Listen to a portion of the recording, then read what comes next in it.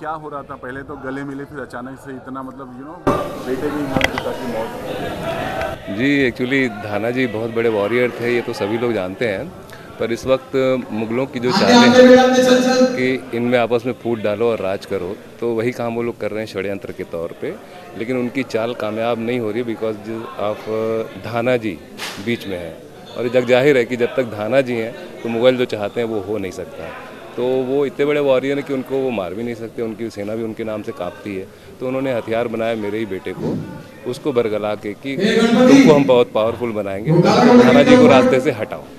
तो बेटे ने ये काम किया है। बेटा बहुत इमोशनल होकर गले लग के कुछ नाराजगी जाहिर करते हैं आपसे, वो क्या था? हाँ, वो कुछ नाराज़गियाँ ऐसी हैं कि उसको ज़हनी तौर पे ऐसा लगता है कि इन्होंने बालाजी का और बाजी का बहुत सपोर्ट किया, उसकी बहुत प्रशंसा की।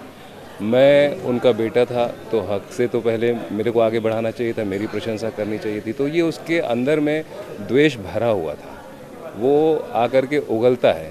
और उस बात को एक मोमेंट पे हमें भी रियलाइज़ होता है कि ठीक है, तो हम उसको बताते हैं कि भाई अगर तुम में वो गुण होते तो हम तुम्हारी भी प्रशंसा करते, तुमको भी आगे ले जाते, पर उनके लिए तुम इतना क्रोध क्यों पाल रहे हो? चलो कोई बात नहीं, कुछ गलतियां मुझसे हुई भी हैं भावनात्मक तौर पे, बाप के तौर पे, तो भविष्य में ऐसा नहीं होगा।